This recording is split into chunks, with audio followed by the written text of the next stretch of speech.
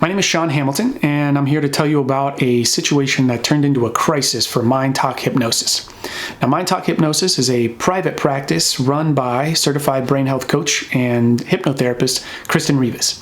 Now, she does one-on-one personal in-person sessions working with clients with a whole wide range of issues. And most of the time, everyone loves the results that they get. They love working with Kristen. Sometimes they don't get the results that they want, and they're steered in a different direction, and everything's amicable, still give referrals, and still, contact Kristen and say thank you.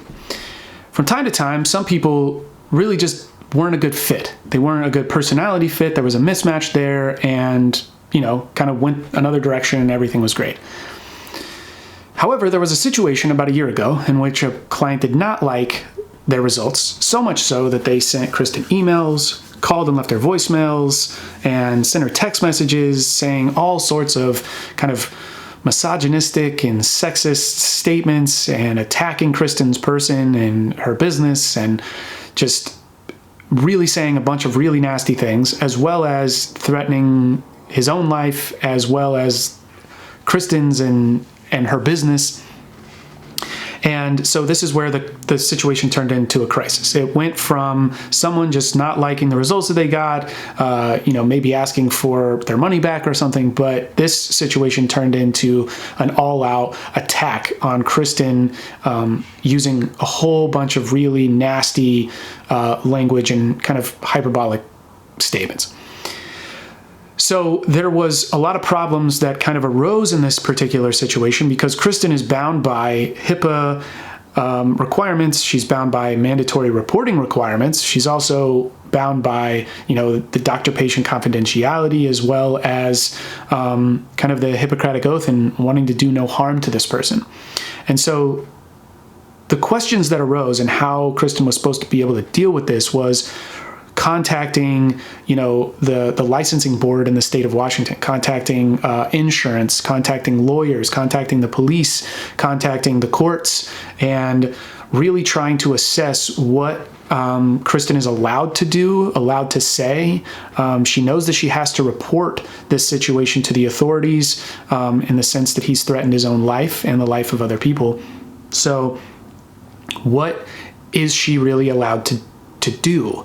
That was one of the biggest problems in this situation, was that Kristen was very unaware of what she's actually legally allowed to say or do publicly and privately.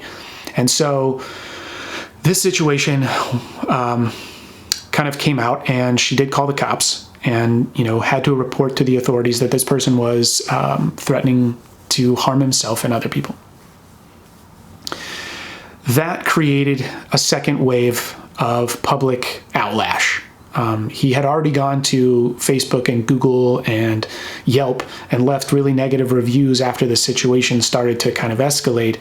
And after the authorities showed up to his house to make sure that he was doing okay and that he wasn't going to harm himself, he launched a second wave of attacks. This time, basically threatening to go to the Better Business Bureau and launch complaints with, all the certifying boards for, hypnotherapy, and really attacking her credibility as a therapist, because saying that, all sorts of lies about the fact that she wasn't trained and all these things. Even though, all of that information is up on her website, and, she's not hiding the fact that she's, trained and has been doing business for 10 years and has, hundreds of raving reviews. So there was that situation that unfolded. And so one of the discussion around the solutions to this really was go to the courts and try to find a way to silence his kind of slanderous or liable statements, contact the authorities and make sure that he wasn't going to hurt himself or other people, see if there was a restraining order so that it would prevent him from showing up to her business events, contact Yelp and Google and other sites to see what it takes to get these types of slanderous statements taken down, and then whether the best course of action is just to be silent, to allow this person to just vent without instigating or further escalating the situation. So when I look at this situation and I was trying to analyze it, kind of from the outside. I wanted to really assess what's the best course of action with all of these criteria, with all of the kind of things that tie Kristen's hands about being able to publicly address this. You can't just air out the patient's dirty laundry. That would not be a benefit to her business in the long run at all. And you don't want to escalate this person who's obviously suffering from some sort of mental health crisis. So I think the best course of action is to be silent, is just to let it run its course and deal with the fallout as it comes.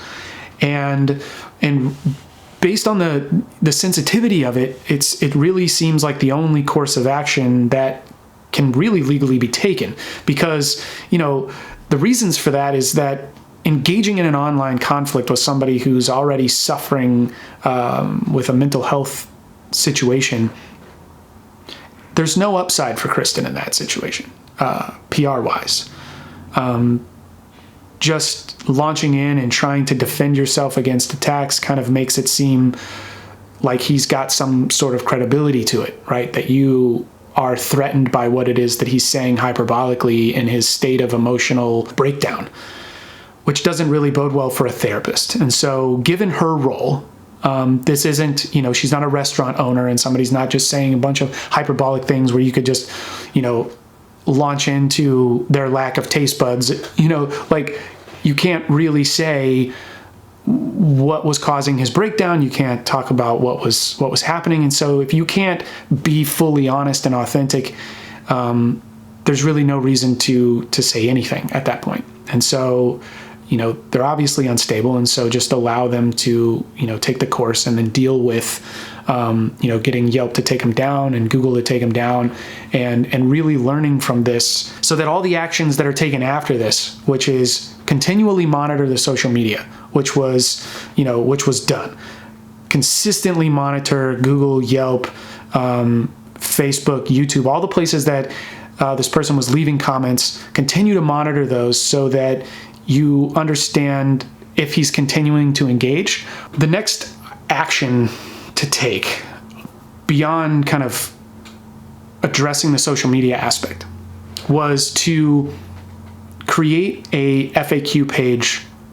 addressing some of the concerns and things that were said in his negative reviews. And this was done because I think that addressing some of those concerns that other people may read and then having those addressed, but not necessarily citing them to this particular situation, but just allowing people this information, is hypnosis or hypnotherapy, are you susceptible to being brainwashed or mind controlled by your therapist? Addressing those types of conspiracy theories is beneficial, I think, for the public, so that so that Kristen and her business can continue to dispel some of the myths around hypnosis.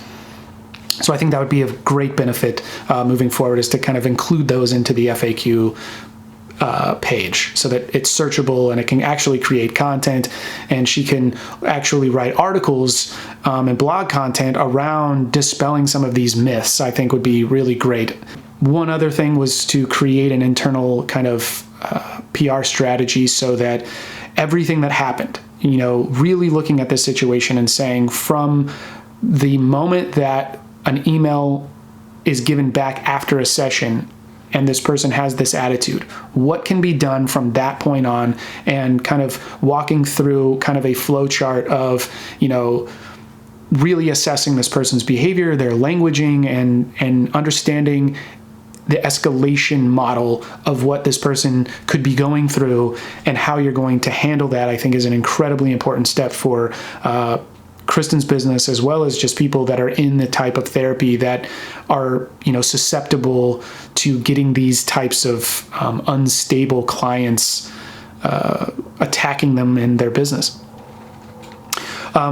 Another thing that Kristen was, kind of recommended to do was to create a new intake form for screening her clients and asking a bunch of questions that will try to elicit the personality, conflicts that might arise with working with Kristen, and the kind of patients that Kristen just doesn't want to work with, and really drilling down in that intake form, a personality kind of, those conflicts, so that she can really identify quickly and early on that this person is not someone I want to work with and recommend them somewhere else, so that this type of situation can be mitigated as much as possible.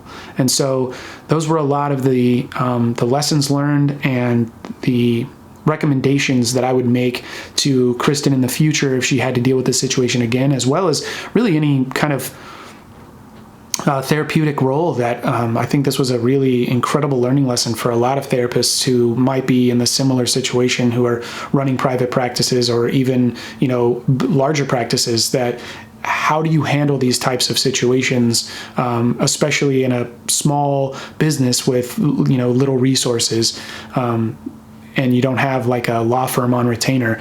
How do you handle these as a private individual? I think is incredibly important to have a PR strategy. And so it was really helpful to put all of this together. And I think that, we've gotten a lot of benefit out of, putting this together. So I really appreciate that. So thank you very much.